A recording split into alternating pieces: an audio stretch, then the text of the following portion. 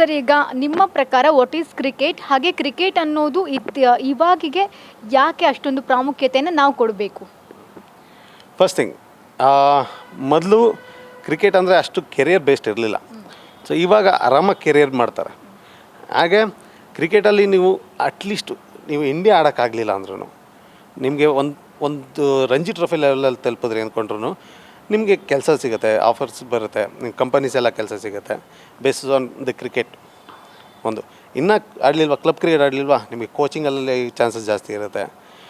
ನೀವು ಸ್ಕೋರಿಂಗಲ್ಲಿ ಮತ್ತು ಅಂಪೈರಿಂಗಲ್ಲಿ ನೀವು ಕ್ರಿಕೆಟಲ್ಲಿ ಅಳವಡಿಸ್ಕೋಬೋದು ಬೇಸಿಕ್ಲಿ, ಆ ರೀತಿ ಇರುತ್ತೆ.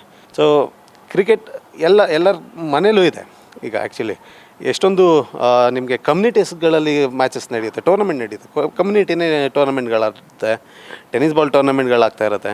ಎಸ್ಪೆಷಲಿ ಇಲ್ಲಿ ಒಂದು ಪಾಯಿಂಟ್ನ ಆ್ಯಡ್ ಮಾಡಬೇಕು ಅಂದರೆ, ನನಗೆ ತುಂಬ ಜನ ಕೇಳೋದು 22 ವರ್ಷ 23 ವರ್ಷ ಆಗಿದೆ, ನಾನು ಕ್ರಿಕೆಟಲ್ಲಿ ಏನೋ ಟ್ರೈ ಮಾಡ್ಬೋದಾ, ಒಂದು ಎಫರ್ಟ್ ಹಾಕ್ಬೋದಾ ಅಂತ. ಅವಾಗ ಅವ್ರಿಗೆ ನಾನು ಹೇಳೋದು, ನೀವು ಬೌಲರ್ ಆಗಿದ್ದರೆ ಅಡ್ವಾಂಟೇಜಸ್ ಜಾಸ್ತಿ ಇದೆ. ಹಾಗೆ ನೀವು 25 ವರ್ಷ ಆಗಿದೆ ನಿಮಗೆ ಅಂದರೆ ಆಲ್ರೆಡಿ ನೀವು ಒಂದು 10 ವರ್ಷ ಟೆನ್ನಿಸ್ ಬಾಲ್ ಕ್ರಿಕೆಟ್ ಆಡಿದ್ದೀರಾ ಅಂತ ಅರ್ಥ.